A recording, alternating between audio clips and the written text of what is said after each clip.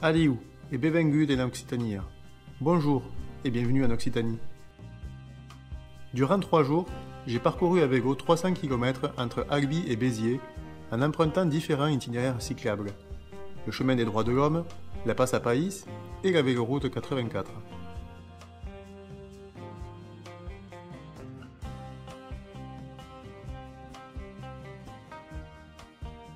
Des prairies verdoyantes au massif méditerranéen, je vous propose de découvrir cette partie du Tarn et de l'Hérault à travers 2 vidéos.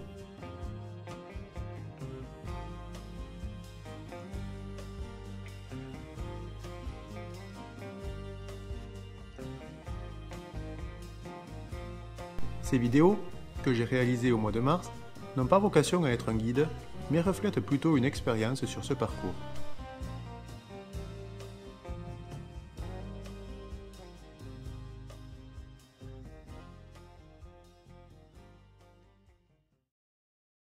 Dans cette deuxième vidéo, je poursuis ma route à partir de Mazamet pour me rendre à Béziers.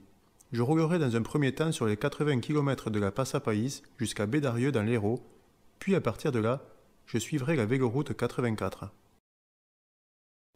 Le vent d'OTAN redouble d'intensité au début de cette seconde journée. Je me dirige à présent vers la Montagne Noire et Mazamet pour poursuivre mon escapade sur la passe à Païs et la véloroute 84.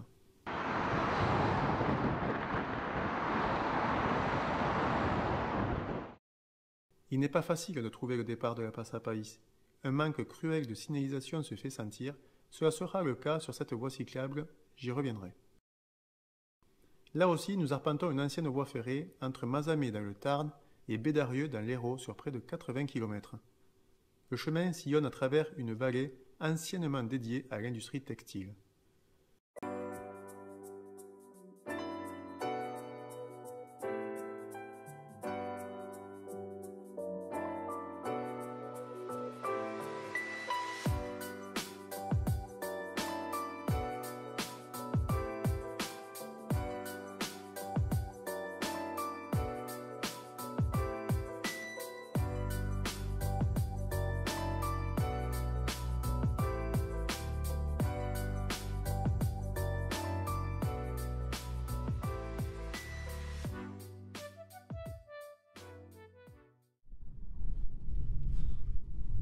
Du vent et encore du vent. Ça n'arrête pas, c'est vraiment horrible. Là j'ai passé Saint-Amand-Soult. Il me reste à peu près 44 km pour arriver au lieu d'étape ce soir, là, au Poujols-sur-Orbe. Mais bon, c'est pas très agréable. 70 km/h de vent d'OTAN en pleine poire.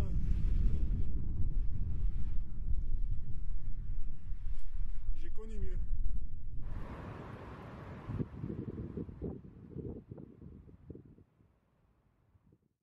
Nous nous dirigeons à travers la Montagne Noire. La Montagne Noire, c'est un massif montagneux visible de loin ici, et son nom provient des forêts sombres qui lui donnent cet aspect.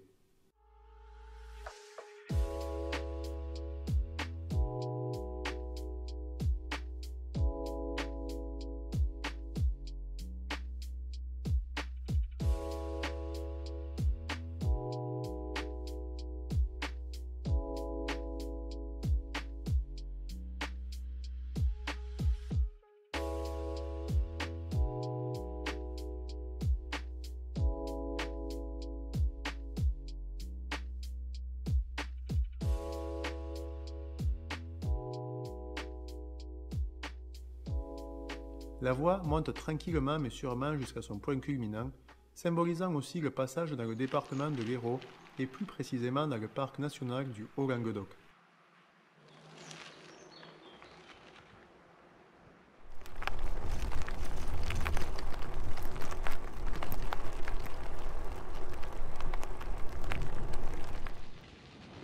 Ce basculement marque aussi un changement majeur de climat et de végétation. Les prairies et cultures verdoyantes laissent peu à peu la place aux maquis mêlant bruyères et rochers.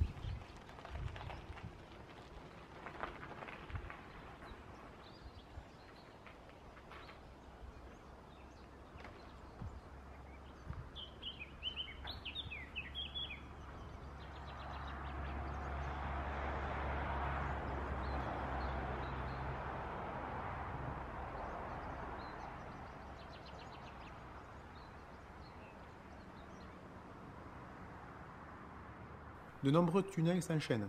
Ceux-ci sont éclairés, avec un bon revêtement à l'intérieur et chaque passage est un moment amusant et original.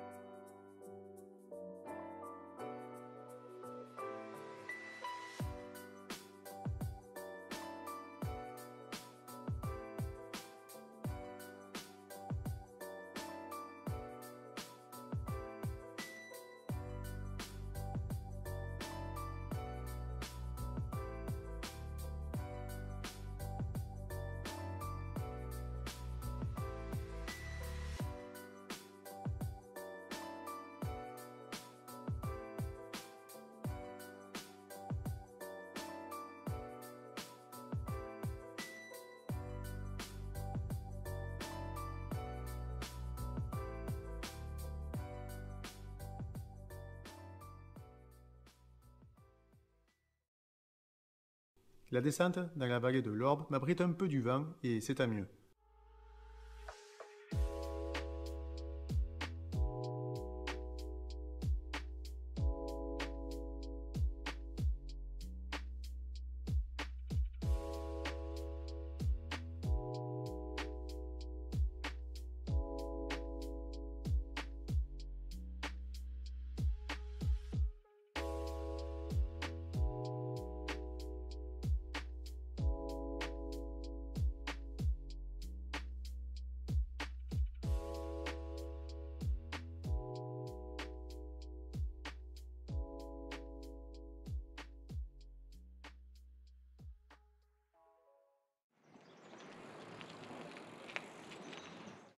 De nombreux villages en pierre se succèdent, notamment Augargues, classé parmi les plus beaux villages de France.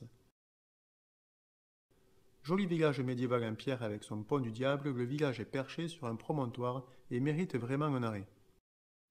Un peu plus loin, le chemin passe par l'ancien pont Eiffel de 1889.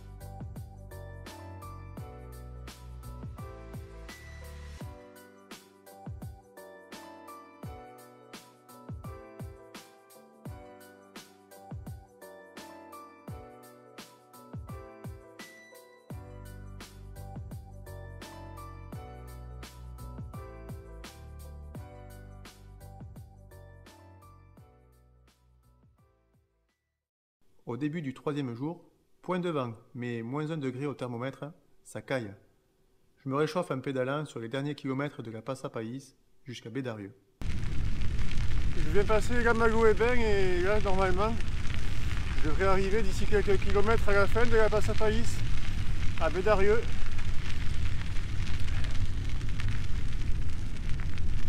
Et ensuite, direction Béziers, par la véloroute 84.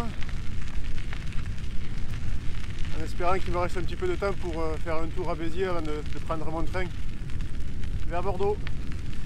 Et ouais, toutes les bonnes choses ont une fin. À Bédarieux, justement, vous trouverez entre autres la gare et vous pourrez vous déplacer par exemple jusqu'à Béziers en train pour la modique somme d'1 €. Pour ma part, je me rends à Béziers mais à vélo par la véloroute 84. Depuis Bédarieux, une montée de 8 km très roulante et avec des pentes raisonnables permet de franchir ce massif. En haut, on surplombe toute la région et au fond, le voile nuageux empêche d'apercevoir la Grande Bleue.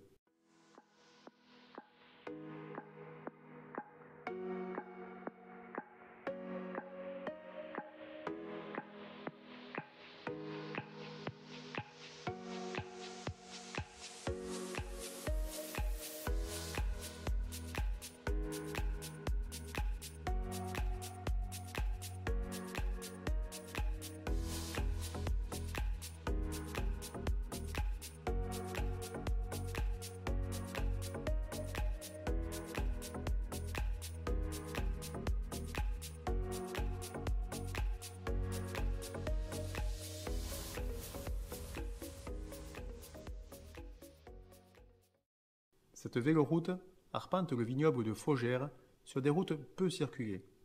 Je descends inexorablement vers Béziers.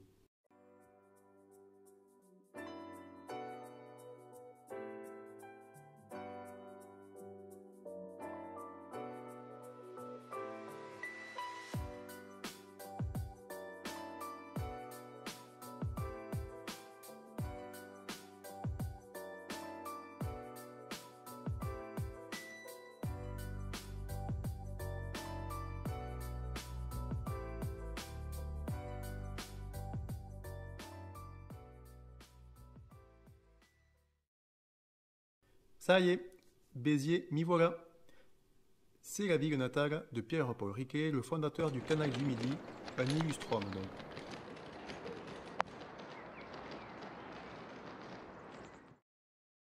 On peut profiter des allées du même nom ou encore de la cathédrale. Mon escapade se termine, mais en attendant mon train, je file à quelques kilomètres de là pour admirer les 9 écluses de Fontserrane, ouvrage impressionnant sur le Canal du Midi.